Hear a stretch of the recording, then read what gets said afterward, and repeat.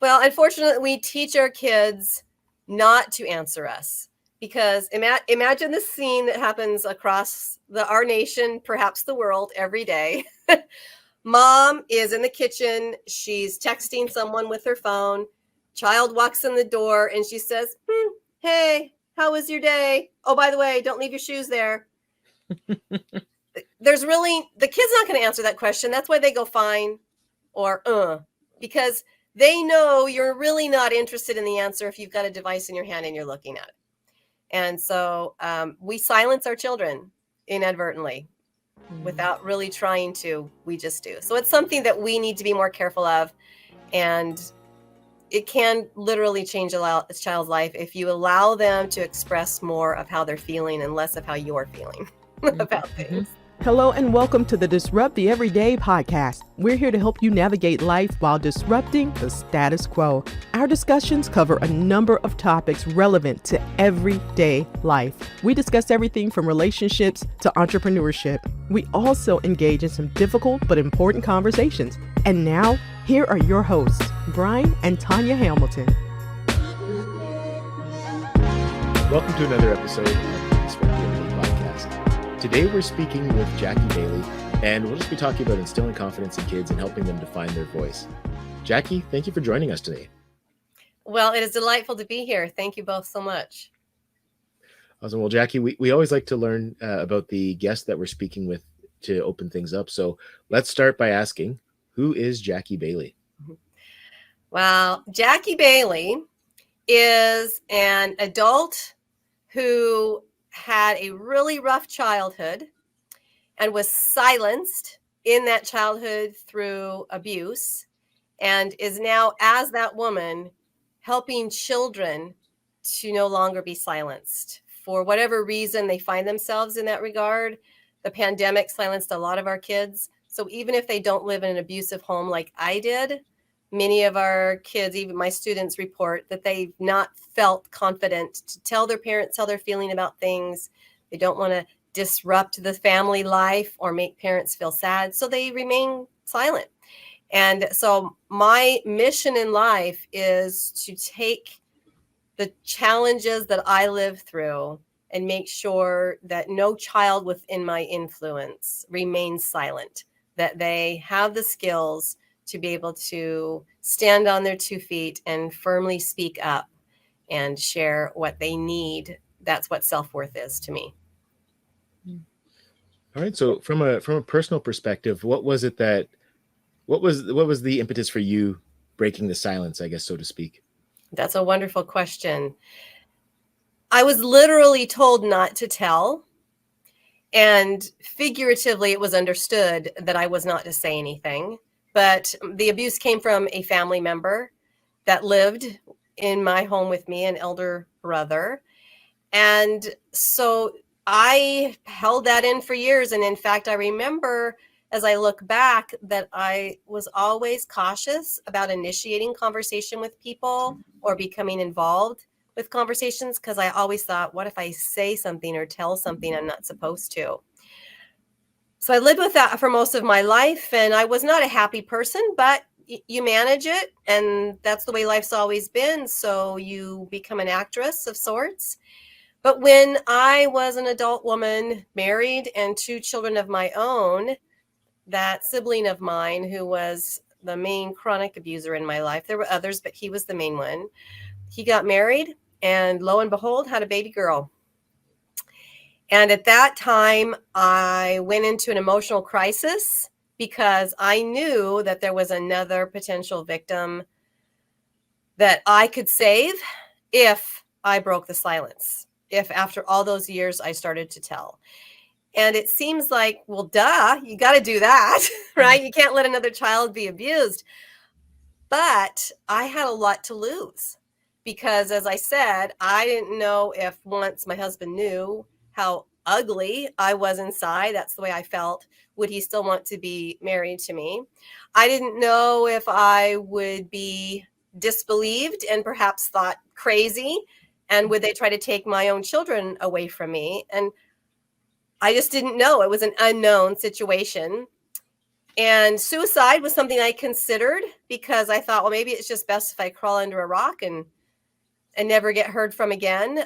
But then I realized, well, if I go to my grave with no one knowing that there's a danger to this one child, who's going to protect my own kids? And I decided that I loved my own children more than I hated myself. And I stuck around and I started to break the silence and tell what had happened to me. First of all, to the people who I felt would be most likely supportive and that who would believe me. And then I began seeing a therapist, and she helped me to continue to break that silence. And as I did so, when you're a kid, you don't even really know how to describe things that are happening to you. And here I was, an adult woman, and I still did not have the verbal intellect based on all of that abuse to really describe what it was. And so it took me a long time through a therapist to be able to at least define or identify what it was. And when I started then being able to use language to talk about that and describe it, I became more and more empowered, and I felt stronger and stronger each time I did. And what I learned through that process was that my voice that had been taken from me was now the tool, the power that was going to help me heal from all of that. It was quite an amazing epiphany. And it was years and years that I worked on healing to the point where I was able to then forgive the abuse that I had suffered and forgive the abuser. And I was able to then use my voice again to fly 1,500 miles back to my home, face that abuser, and use those 3 miraculous words, I forgive you. And my saying that with my voice not only had the effect of my healing is complete, but what I didn't know is that at some point within that process, I had become the one that was holding him captive. Because until he had permission from me to forgive himself, his life was never going to progress.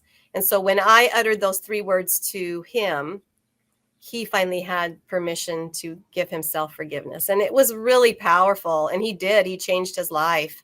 And so I learned again that validation that when I use my voice, the first time I actually saved a child from being abused. And the next time is when I started to talk more about my own abuse, which inspired other people. And then the third time was that I said, I forgive you.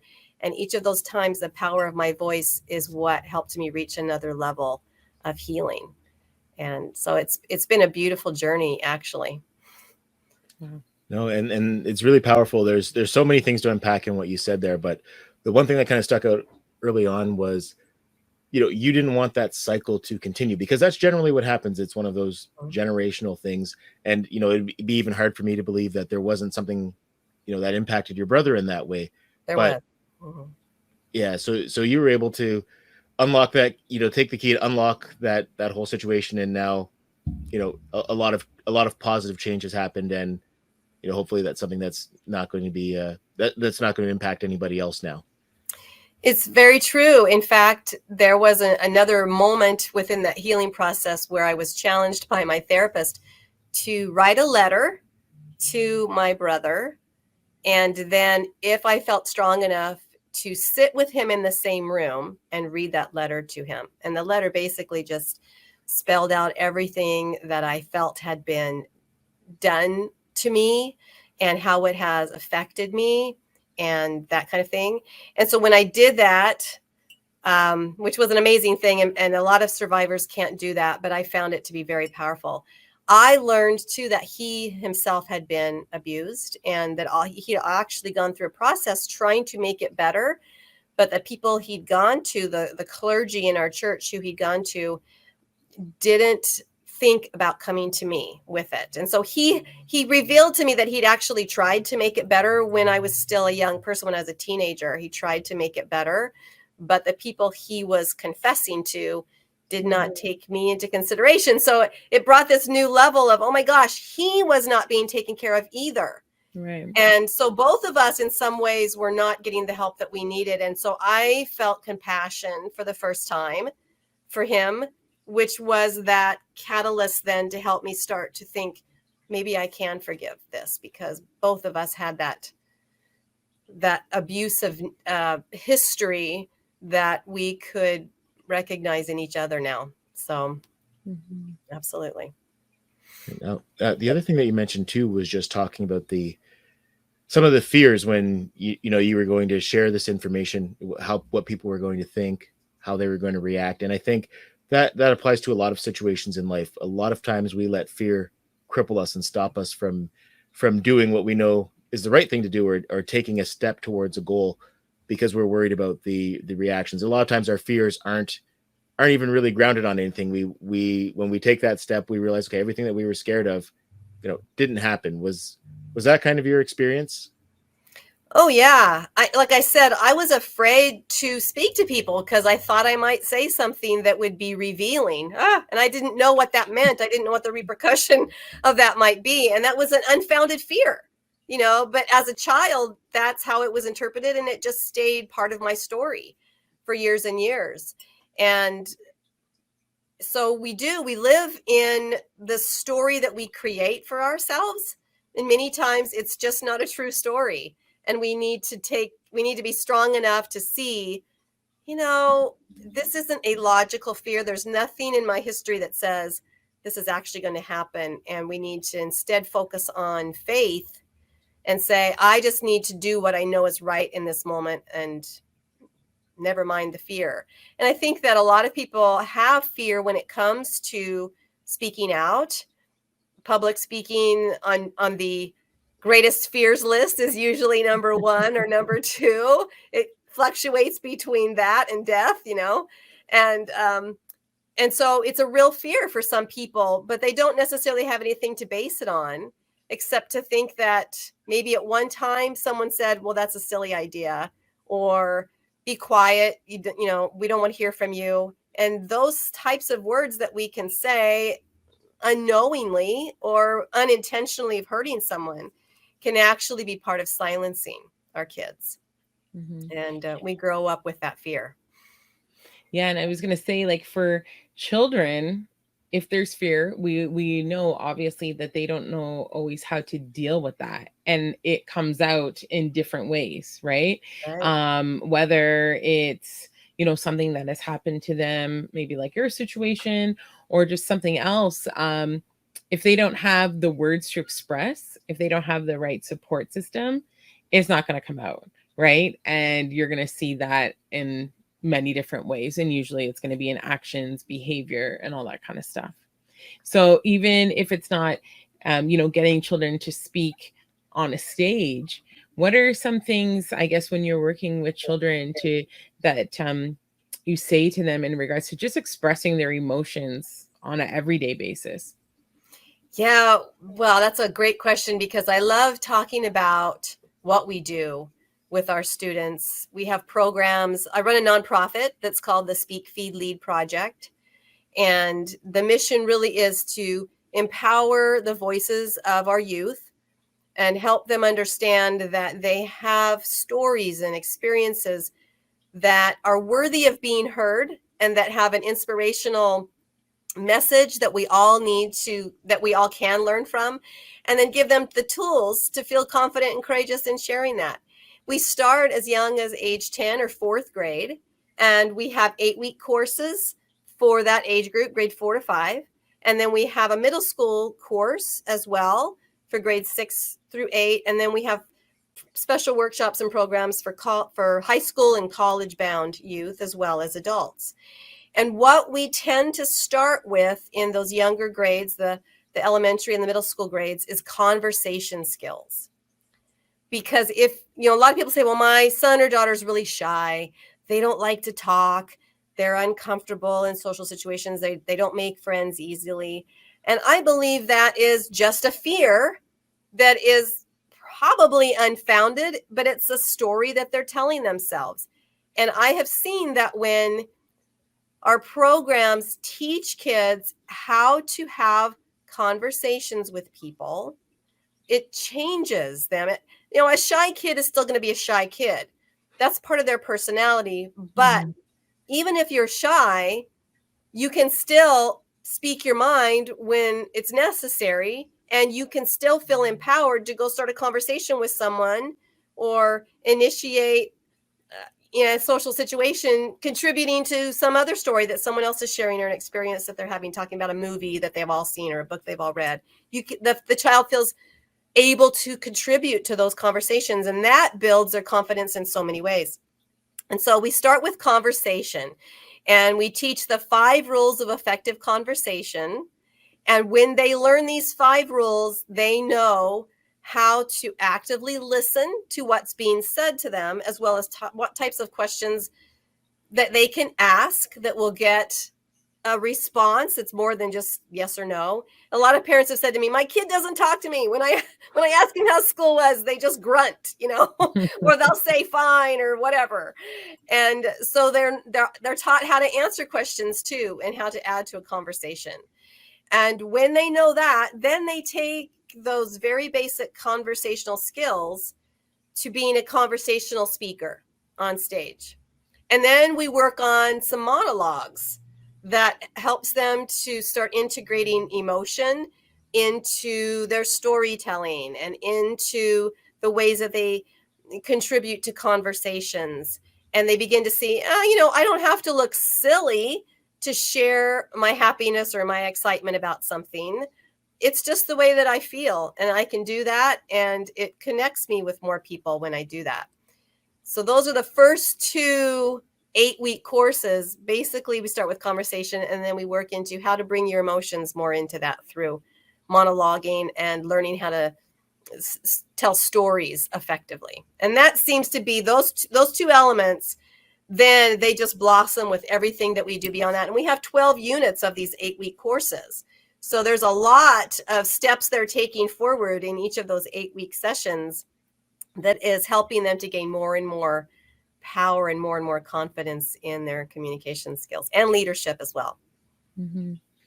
So what I see, we have 4 kids, 13-year-old, that's our oldest. We have twins that are 11, and then our 6-year-old. And it's interesting, right? Because you see how they communicate with either their peers, adults, and it's all of a sudden this teenage stage.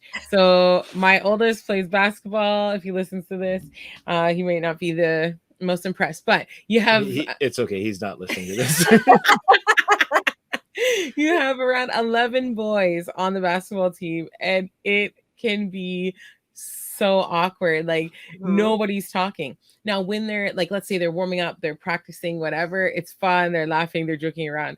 But then on the weekend, I saw they were hanging out in between games, and I'm like, oh my gosh, this is so painful, because it's like, like they all typically would probably be great communicators, maybe at home, maybe with their closer friends and stuff like that, right?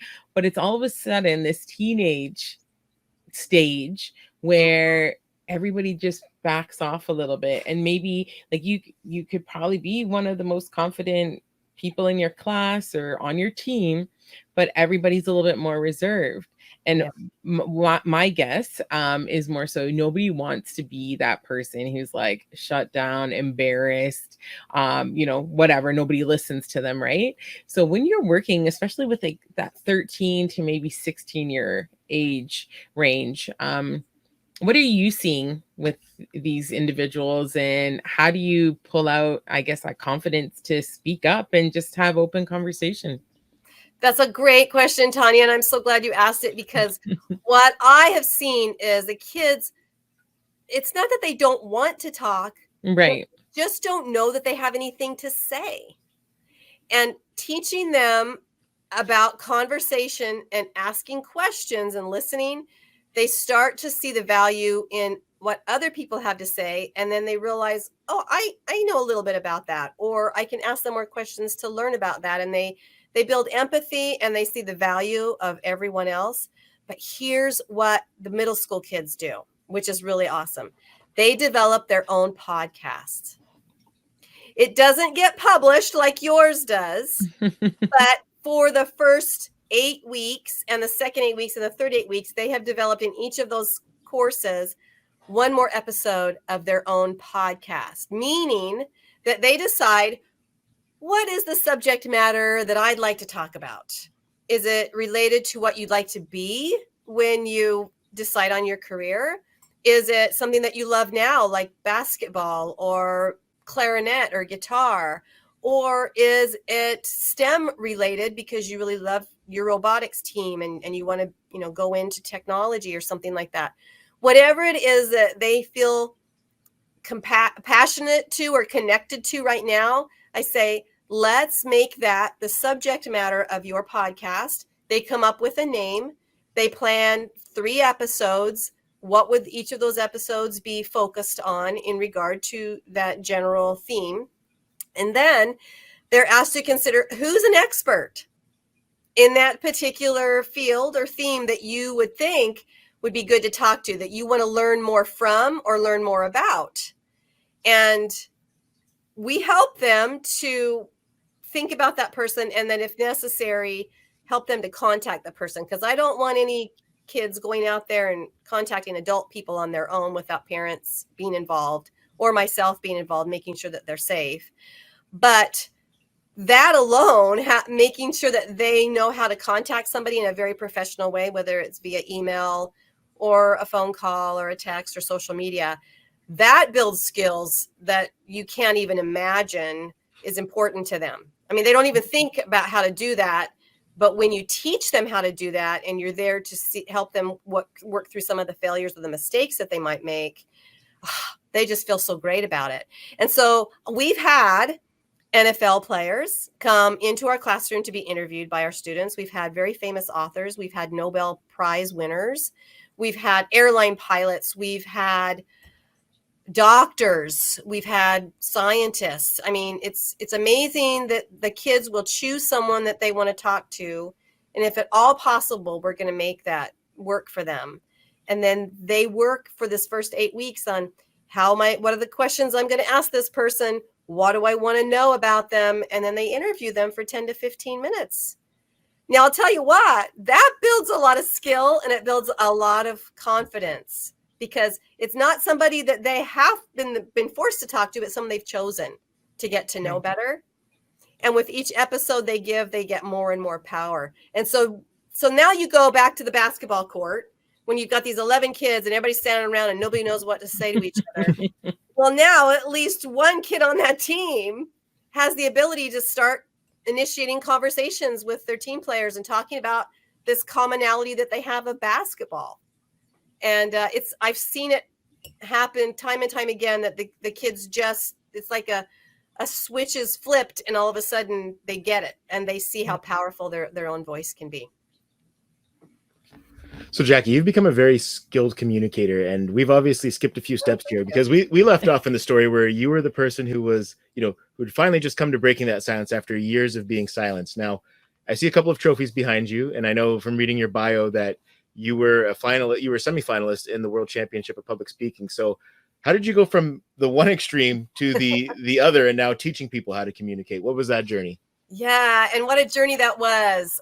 It's little by little, as I said, I began to realize that I deserve to be heard, because when I talked about my abuse to people one-on-one, they had a similar story, or they knew someone who had a similar story and they gained perspective. And after I had worked through the forgiveness and had faced my brother and forgiven him, I was at that time, I'd started my own business. And I was involved in Toastmasters International. It's a volunteer organization, but it does teach its members to have more empowered communication skills. Every year they have this World Championship of Public Speaking contest. And after 4 years of being a leader in the organization, I was finally eligible to compete. And all of these people that I had led, hundreds of people that I had led through this organization, and I had helped them reach milestones. I'd been in charge of very healthy budgets and making sure that our district was healthy. All these people knew me, but when I started to compete and my speech was about forgiveness. And I talked a little bit about my abusive history. People were shocked. They didn't know me in that sense. They didn't know that was part of my past. And they didn't realize that someone who was such a leader as I was could have come from that place.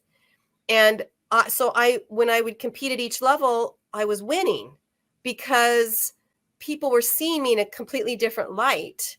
And my story was about this transformation that we can make. And I used the metaphor of a fairy tale that, once upon a time and happily ever after, that's how they start and stop. But real life isn't really like that. My abuse didn't happen once upon a time. It happened many, many times through my life. And even though I couldn't imagine living happily ever after, I did learn to live happily even after. And that was what my speech was about. And so I kept winning each level. And there was one occasion when I had won my local level and I was going on to the international level, and I had to travel to Las Vegas, but there were about 6 weeks between the two contests, which meant I had lots of time to practice and get ready for the competition. And many places, businesses were inviting me to come and speak to their people. And then I would get feedback about my speech, and it was just giving me stage time. And I was at this one occasion, it was a hospital, it was actually a cancer care center. And someone who worked there said, I want you to come and give your presentation during our lunch in the cafeteria.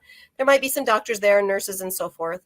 And so I did. And there was about 50 people in this cafeteria. Some of them maybe family members of patients, maybe some were patients. And I gave this speech. And as was typical, we went around the room afterwards and people were giving me feedback like, oh, that part that you said that was really powerful. Maybe I got confused about this part. That was pretty typical of the things that I would get. Well, this one young man, he looked to be in his early 30s, but he didn't look like a doctor. He didn't look like a patient either. He was wearing a white tank top and had lots of tattoos on his arms, and he had some tattoos on his face and piercings, not only in his ears, but in other parts of his face. He looked a little rough to be there at this hospital setting, but he stood up and he said, with everybody there, I don't have much to say about your speech, but I'm an abuser. And for the first time, I understand what my victims go through. You could have heard a pin drop. The courage that it took for that young man to stand up and admit that. And the more powerful part was that my words had helped him have a new perspective. And I can only hope that whomever his victims were, their lives were changed that day as well as his. Mm-hmm. And so that is the power of our voice, and it continues to grow. And so while I was competing and I was sharing my message, I know that I was influencing people. People would come up to me and say, you know what, I do need to forgive people. Me and my mom had a falling out many years ago. I need to go and forgive her. And so things that I was saying were influencing people for the good.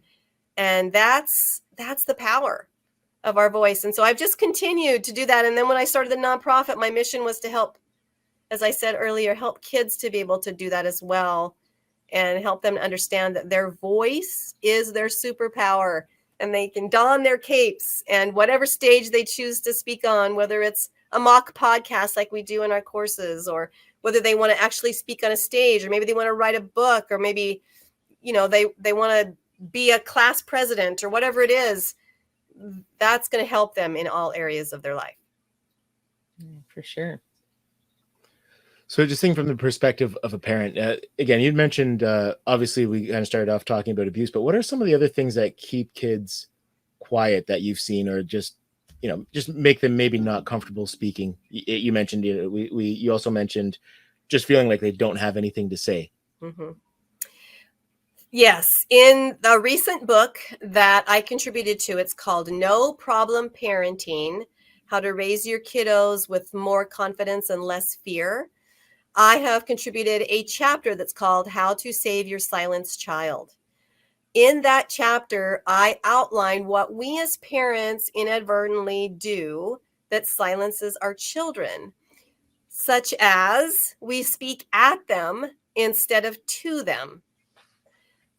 Pick up your books. Get your backpack ready? Get down there and eat breakfast. And then they get to school and it's hand in your homework, sit down, stand up, get out of the room, go home, whatever. They have a lot of people, a lot of adults speaking at them, and very few experiences where they're being asked questions, and with questions that are actual probing questions about how are you, how are you feeling, what would you like, that kind of thing. And so I give some suggestions of ways that we can actually ask questions of our kids and then listen. I am older than you, and I did not grow up with a phone in my hand, but my children did. And so do my grandchildren. And it has put this barrier between us and our kids. And I see it with my grandkids. I have a grandson, Miles, who's about 9, and he needs attention, and he will start acting out, and I'll look over at my daughter, who is his mother, and she's looking at her phone. And I know that he acts out more when she is on her device. It's because he's trying to get her attention. And many times we silence our children through our devices or the things that we say.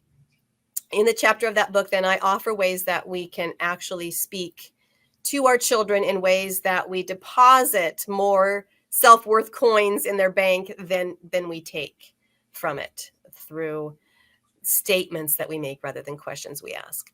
And I do relate a time when the type of question matters, because there was a point in my life when I was probably 14 or 15 years old, and my mother must have sensed something was going on with me, because we rarely had heart-to-heart talks. But this one night, she came into my room and she sat on the edge of my bed and she asked me a question.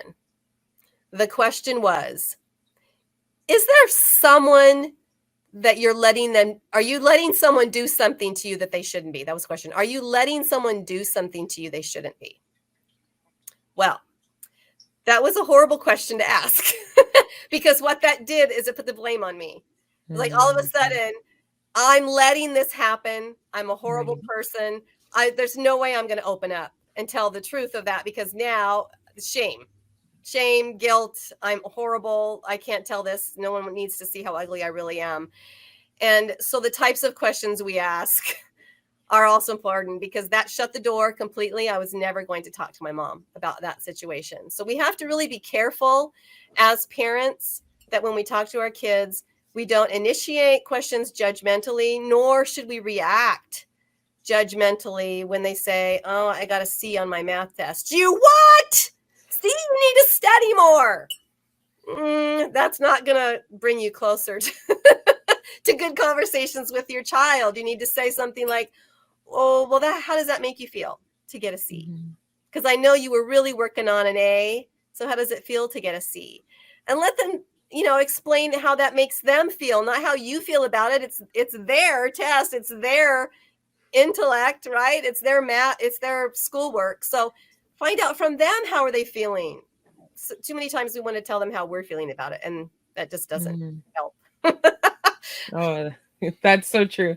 And I like the fact that you reminded us, not to be talking at them all the time. And even when you were going through that, I'm like, oh, geez, that is a lot, right? Because you have, like you said, the parents, and then you're at school all day, and then again, and just, I know the whole open-ended questions, it does take a little bit more effort and all that kind of stuff, but that's really where you get that communication. That's really when you get them to open up. And it's true, because it does teach them from a young age, if that's what's going on, that as they get older and when they go into that teenage phase where they naturally sort of just get a little quieter, get a little shorter, that hopefully that will help even then, right? To continue that on. And then that relationship will also be there too, right? So we know that people adults, children, they're going to, I think, open up more, I believe, when they feel comfortable. Yeah, Right. absolutely. That's just the reality. Whether it's a strong relationship or even if it's a stranger, we get those vibes, whether somebody genuinely wants to hear from us. Right. So there's, yeah, so many different things to keep in mind. Well, unfortunately, we teach our kids not to answer us because imagine the scene that happens across our nation, perhaps the world, every day. Mom is in the kitchen. She's texting someone with her phone. Child walks in the door and she says, hey, how was your day? Oh, by the way, don't leave your shoes there.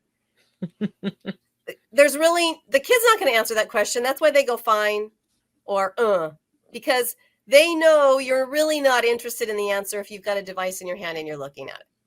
And so we silence our children inadvertently without really trying to. We just do. So it's something that we need to be more careful of. And it can literally change a child's life if you allow them to express more of how they're feeling and less of how you're feeling about things. Excellent. Now, can we talk a bit more about your not-for-profit, the Speak Feed Lead organization? Absolutely. The Speak Feed Lead Project is not only the name of our nonprofit, but it clearly defines the 3 areas that we focus on with all of our programs. We help people to speak with power, and we help them to do that through discovering their own unique stories and messages. We help them to feed others in word and in deed. So there's an element of the right kind of words to use that are going to feed someone's spirit, that are going to help them feel important and loved and uplifted, as well as giving feedback to your peers in a kind and gracious way so that you're empowering their own self-development. And then the third aspect is leading with positive influence. And we help our students to realize that the power they have to influence people, even before they were born, they were influencing their mother and their father. I asked them to consider, okay, once your parents knew that you were going to be joining the family, what were some of the things your mom changed? Well, they say, well, her diet, her activities, what did dad change? Well, maybe he got a better job. Maybe he got a second job. Maybe he started saving more, that kind of thing. So I explained to them how their influence before they were even here caused their parents to change their own behaviors and the things that they did to take care of themselves.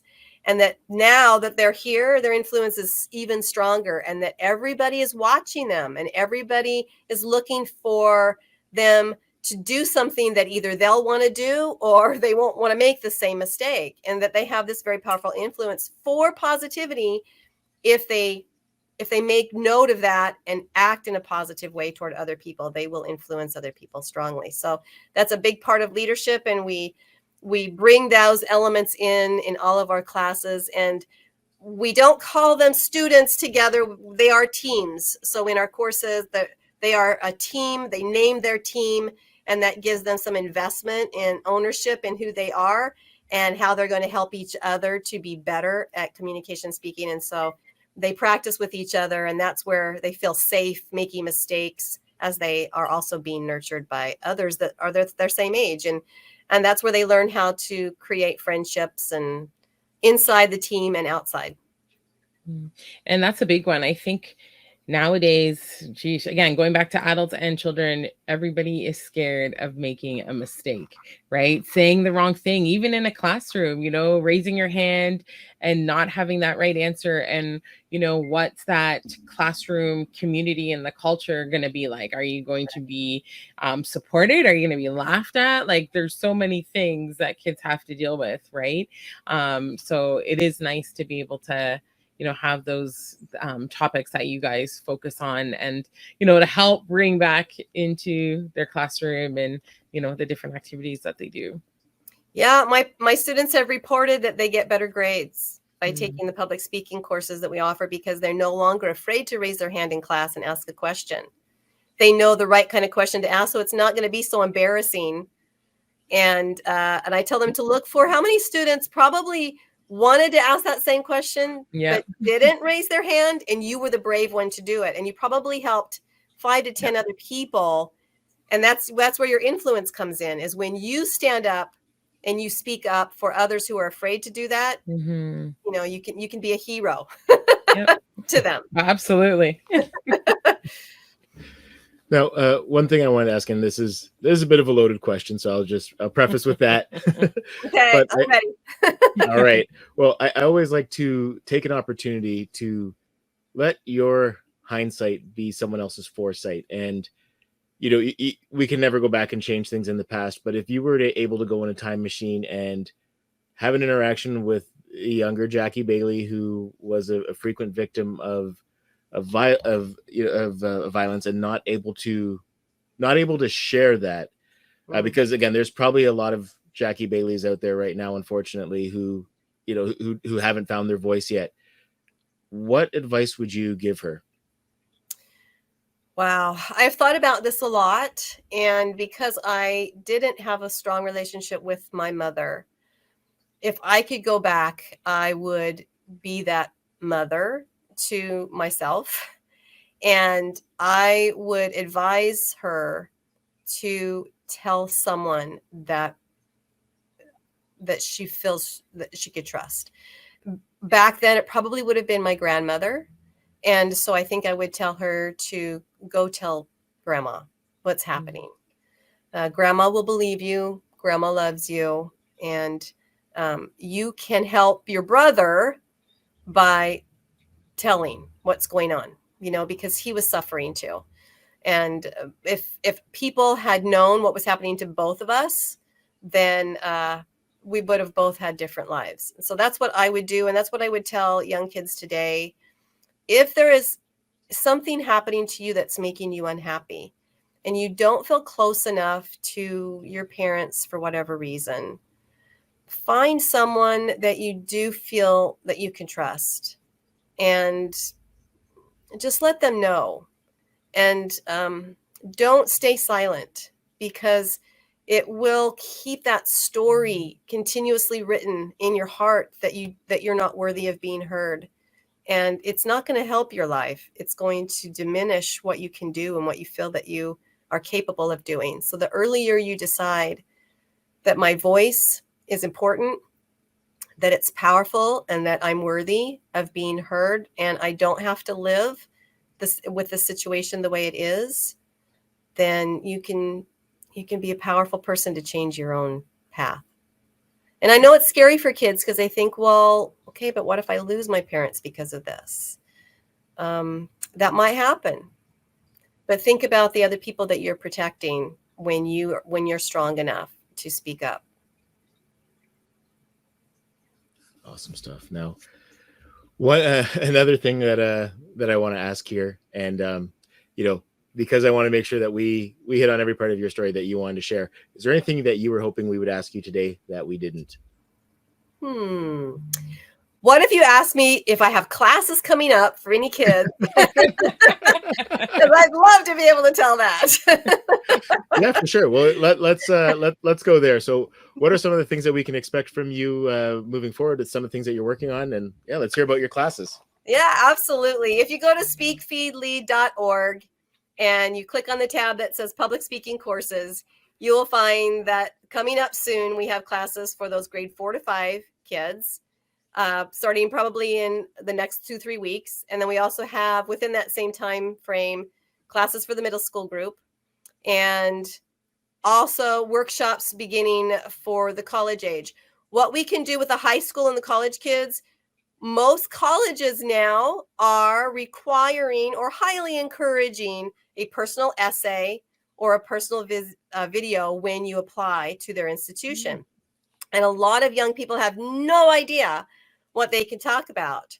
In the workshop that we have, we help you to discover some of the experiences that they've had in life, the lessons they learn from that, and then we can shape those into short little stories or anecdotes that can be used in those essays, or even the creation of a 1 or 2 minute video.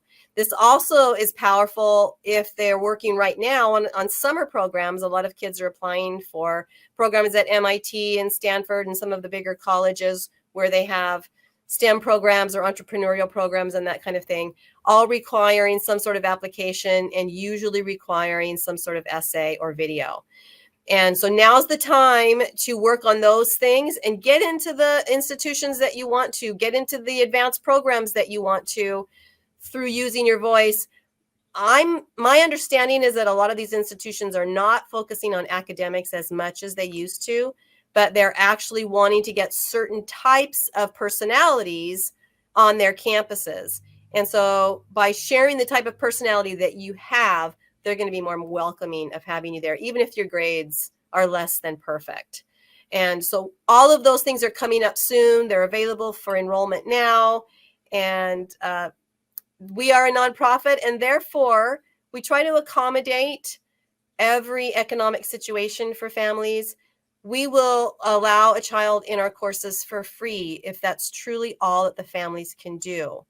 So we have different sets of fee schedules. We've got, if your family is on Medicaid, there's a different fee schedule for that. If your child is on the free school lunch program, there's a different schedule for that. And if you're on both of those programs, it's even a greater discount. But I always say, even if the lowest fee, the lowest tuition is still with not, that doesn't fit in your family's budget, let me know, because we have a fabulous network of sponsors that when they hear there's a child in need, they'll step forward and either pay some or all of the tuition. So we want every child to be empowered with our courses. So don't let cost keep you from getting your child the courage and the confidence they need.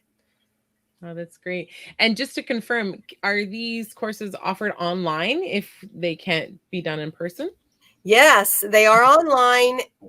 I am sitting right now in my public speaking studio in downtown Redmond, Washington. So if there are kids that live within that general vicinity, they can come to the studio for classes. And we call that a hybrid classroom. But chances are they're going to be in a class with kids from around the globe. Mm-hmm. One of the advantages of the pandemic is when we did pivot to a virtual classroom, we expanded our reach. And now we have students from all over the country, as well as Australia and China and Canada and India. So even though you might live in Pennsylvania, you could be in a class with someone in Australia. So that's pretty exciting, mm-hmm. too. That's great. I assume so, but I just wanted you to clarify. Yeah, thank you. Happy to do that. Awesome. Well, be sure to check out at SpeakFeed Lead on Instagram, Facebook, and Twitter. Also, again, speakfeedlead.org. Jackie is a multiple-time author. Most recently, she contributed a chapter to No Problem Parenting, Raising Your Kiddos with More Confidence and Less Fear. And actually, for anybody who's listening to this episode, if you look at the description below this podcast episode, there is a copy of her ebook, How to Save Your Silenced Child. So, Jackie, I just want to say thank you for taking the time to share with us this evening. And also, again, just for sharing your personal story, because I know a lot of these things are difficult to talk about, but you do it with a lot of grace. And again, we just appreciate you being willing to do that. Well, thank you. I always appreciate the opportunity for my voice to be heard. Like I said, every time I share my story, I heal a little bit more. So I appreciate the opportunity very much. Awesome. Well, we appreciate you, Jackie, and for everyone who watched or listened, we appreciate you as well. And thank you for letting us disrupt your everyday. Thanks for listening to the Disrupt the Everyday podcast. For more ways to listen, connect with us on social media. To be a guest or to partner with us, check out our link tree at Disrupt the Everyday. Join us next time for more ways to disrupt the everyday.